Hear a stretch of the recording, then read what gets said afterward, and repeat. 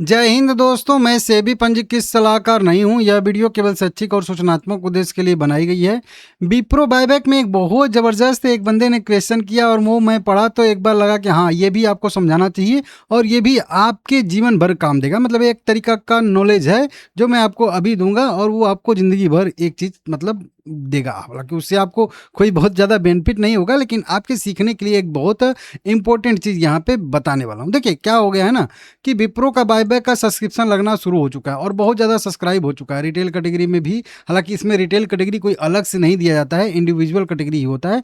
लेकिन एक मैटर यहाँ पे आता है। अभी देखिए प्रमोटर कैटेगरी यहाँ पे मुझे कहीं नहीं दिख रही, लेकिन वहीं से क्वेश्चन आता है निकल के कि यहाँ पे कहीं प्रमोटर कैटेगरी नहीं दिख रही है। तो क्या इसका मतलब कि प्रमोटर नहीं अप्लाई कर रहे हैं? लेकिन जब बायबैक का आउटकम आया था मंजूरी वाला, जो बोर्ड मीटिंग वाला, तो उसमें तो प्रमोटर ने कहा था कि हम भाग लेंगे। यस लिखा था कि हाँ हम भाग लेंगे। उसमें प्रमोटर 772 करोड़ की कितना इनके पास इक्विटी शेयर है वो सारा का सारा बोले थे कि लगभग लगभग हम इंटरेस्टेड हैं बायबैक में हिस्सा लेने के लिए। लेकिन अभी प्रमोटर बायबैक में हिस्सा ले ही नहीं रहे हैं, मतलब अप्लाई नहीं कर रहे हैं, कहीं उनकी कैटेगरी दिख ही नहीं रही है।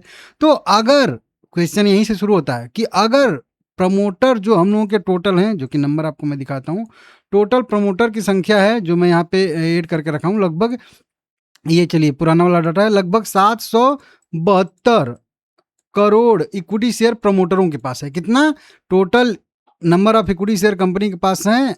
1045 करोड़ इक्विटी शेयर। ये मेरा थोड़ा सा पुराना वाला नंबर है ना, तो इसलिए ये मार्च वाला नंबर है।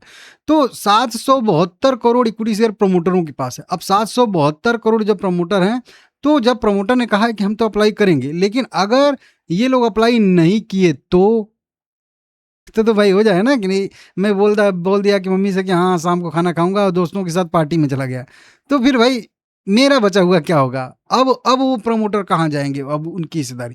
तो उसके बारे में बात करेंगे। या फिर इसमें से बहुत कम ही भाग लिए, तब 100 करोड़ अप्लाई किए, बाकी 672 करोड़ अप्लाई ही नहीं किए, तो ये भी तो एक मैटर बन जाएगा ना भाई कि फिर उनका जो हिसाब बचा रहेगा उसका क्या होगा? उससे हमको फायदा होगा, नुकसान होगा, किसको फायदा होगा उससे? ये भी तो एक क्वेश्चन है ना, और ये बहुत इंपॉर्टेंट क्वेश्चन है। ये मैं भूल गया था कभी कवर करना, ठीक है ना, दिमाग में नहीं चढ़ता है ना कुल मिला के।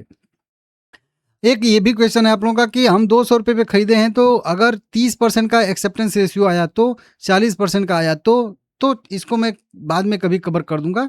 लेकिन फिलहाल में जो हमारे दिमाग में सवाल आया है, मैं उसके मतलब ऊपर रहने की कोशिश कर रहा हूँ। तो देखिए जो बताया जा रहा है ना कि जब से सबसे पहले हम लोग यहाँ पे जाके देखेंगे, ओहो यहाँ पे, तो जो सब्सक्रिप्शन वाला अपडेट है उसको तो आप भूल जाइए। जो मैं सेकेंड वाला बताया था उतना उतना ही सब्सक्रिप्शन लगा है, मतलब 34 करोड़ ही टोटल सब्सक्राइब हुआ है। अभी टोटल जो इशू है वो लगभग लगभग आधा गुना ही सब्सक्राइब हुआ है। और जितना कम से कम ये सब्सक्राइब होगा उतना बढ़िया रहेगा, जितना कम से कम प्रमोटर लगाए या कोई भी लगाए, हालांकि हमारे कैटेगरी में कोई कम लगाए तो और बढ़िया रहेगा, ठीक है ना। अब चलिए हम लोग सीधा सीधा समझते हैं यहाँ पे, ठीक है ना।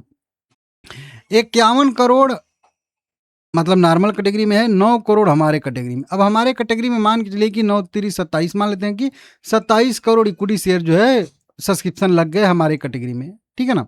तो हमारा क्या हो गया कि 9 3 27, मतलब हर 3 शेयर में से 1 शेयर हमारे बायबैक में चले जाएंगे और 2 शेयर हमारे वापस हो जाएंगे। सीधा सीधा कह लीजिए 33% का हम लोगों का एक्सेप्टेंस रेशियो आ गया।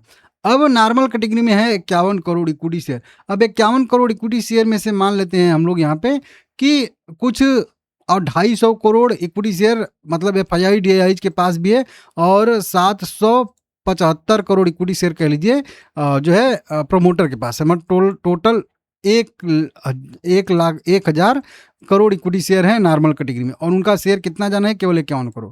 तो अगर इसमें से प्रमोटर 509 मतलब अप्लाई करें, केवल 250 करोड़ ही प्रमोटर अप्लाई करें, या 100 करोड़ ही प्रमोटर अप्लाई करें, और इनमें से भी 250 करोड़ लोग अप्लाई न करें, 100 करोड़ लोग ही अप्लाई करें, मतलब टोटल सब्सक्रिप्शन की बात करेंगे तो 200 करोड़ रुपए का ही सब्सक्रिप्शन अगर इन लोगों के भी मतलब कोटा में आता है, नॉर्मल कोटा में ही, तो फिर हमारा ये 33% बढ़ेगा या घटेगा? तो इसको हम लोग समझ लेते हैं। देखिए सबसे पहले तो कोटा शिफ्ट नहीं होता। ये 51 करोड़ में से 5 करोड़ आपके कोटा में नहीं आएंगे, और ये 9 करोड़ में से 51 करोड़ वाले कोटा में शेयर तो नहीं जाएंगे, ठीक है ना।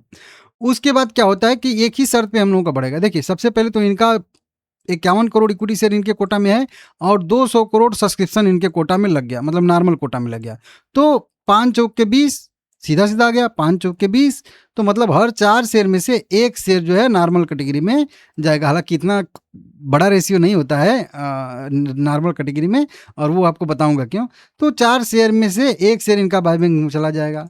तो फिर हमारे कोटा में क्या आया? क्योंकि हमने तो देखा था कि 100 करोड़ ही केवल प्रमोटर भी अप्लाई किए हैं और 100 करोड़ जो है एफआईआई डीआईआई अप्लाई किए हैं, 150 करोड़ डीआईआई एफआईआई भी अप्लाई नहीं किए हैं, और 675 करोड़ प्रमोटर भी अप्लाई नहीं किए हैं। केवल 200 करोड़ का सब्सक्रिप्शन लगा, तो 4 शेयर में से 1 शेयर उनका जो है बायबैक में चला गया, 3 शेयर उन लोगों को फिर से वापस कर दिया जाएगा। तो ये रेशियो लगभग आ जाएगा हम लोगों का लगभग 25% के आसपास। हमारा 33%, इनका 25%। तो फिर हमको क्या बेनिफिट हुआ? तो हमको तभी बेनिफिट होगा जब नॉर्मल कैटेगरी में सब्सक्रिप्शन उनके कोटा से भी कम लगे, और ये असंभव कार्य होता है। कैसे? कहाँ पे 1000 करोड़ इक्विटी शेयर हैं इस कोटा में, 51 करोड़ शेयर में सब्सक्रिप्शन लगाने के लिए। अब इसमें से मान लेते हैं कि 52 करोड़ या 100 करोड़, मान लेते हैं कि 100 करोड़ इक्विटी शेयर इनके कोटा में लग गया। इसमें 50 करोड़ प्रमोटर भाग लिए हैं और प्लस 50 करोड़ एफआईआई और डीआईआई। तो इनके कोटा में कुल मिला के कितना हो गया? लगभग 100 करोड़ हो गया। 100 करोड़ हो गया तो 50 करोड़ इनके कोटा में है, तो इनका क्या हो गया? हर 2 शेयर में से 1 शेयर हो गया। हमारे कोटा में अगर 27 करोड़ इक्विटी शेयर लग जाता है तो हमारा हुआ 9 तिरी 27, मतलब हर 3 शेयर में से 1 शेयर।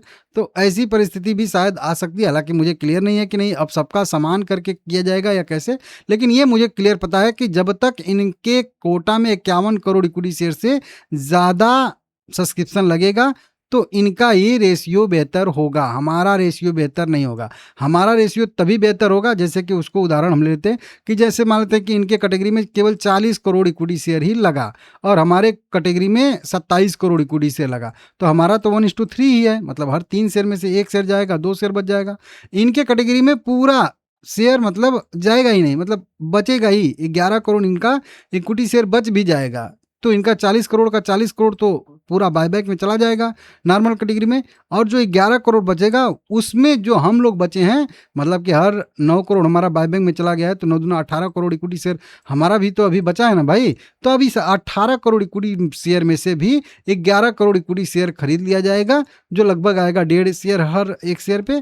तो हम लोगों का कुल मिला के 1 मतलब 2.5 शेयर कुल मिला के हम लोगों का बायबैक में चला जाएगा, और आधा शेयर हम लोगों का यहाँ पे बच जाएगा। समझ रहे हो? इस केवल एक कंडीशन में हमको फायदा होगा, जबकि कह लीजिए नॉर्मल कैटेगरी में 51 करोड़ इक्विटी शेयर से भी कम सब्सक्राइब हुआ तो, नहीं तो प्रमोटर 100 करोड़ भाग लें, 150 करोड़ भाग लें, 500 करोड़ भाग लें, 250 करोड़ भाग लें, उससे हम लोगों को कोई फर्क नहीं पड़ने वाला है। मतलब हम लोगों को प्रमोटर कम भाग लें या ज़्यादा भाग लें, उससे बहुत ज़्यादा फर्क नहीं पड़ेगा, बशर्ते पूरा सब्सक्राइब हो गया उन लोगों का कैटेगरी। तो इसको आप लोग देख लीजिएगा, समझ लीजिएगा। उम्मीद है समझा दिया हूँ अच्छे से आप लोगों को। बाकी रिटेल कैटेगरी की बात करेंगे तो वहीं भाई रिटेल कैटेगरी कोई कैटेगरी अभी यहाँ पे अलग से नहीं होती है। 10 करोड़ इधर से लगा है, 12 करोड़ उधर से इक्विटी शेयर लगा है बीएससी पे, और कुल मिला के 22 करोड़ लगा है इंडिविजुअल कैटेगरी में। हालांकि इस कैटेगरी में जो नंबर फ्लैश कर रहे हैं इसमें 2 लाख के नीचे वाले भी हैं और 2 लाख के ऊपर वाले हैं। अब 2 लाख के ऊपर वाले कितने हैं ये मैटर करेगा, तो देखते हैं। अब एक्सेप्टेंस रेशियो जो कई सारी न्यूज एजेंसियां निकल के सामने आ रही हैं, न्यूज निकल के सामने आ रहे हैं, उसमें बताया जा रहा है कि लगभग 40-45 से जो है लगभग 80% तक का एक्सेप्टेंस रेशियो आ सकता है, ऐसी संभावना है। अब कितना आएगा कितना नहीं आएगा, हमारे कैटेगरी में कम से कम सब्सक्राइब हो, बस यही आप लोगों को देखना है, और वो होगा तभी हम लोगों का एक्सेप्टेंस रेशियो बढ़ेगा, नहीं तो दिक्कत होगा। कितना आ सकता है, तो मेरा भी अनुमान है कि लगभग 50% के आसपास का हम लोगों का एक्सेप्टेंस रेशियो आना चाहिए। अब देखते हैं, ठीक है ना। लाइक करिएगा, चैनल को सब्सक्राइब करिएगा सभी लोग।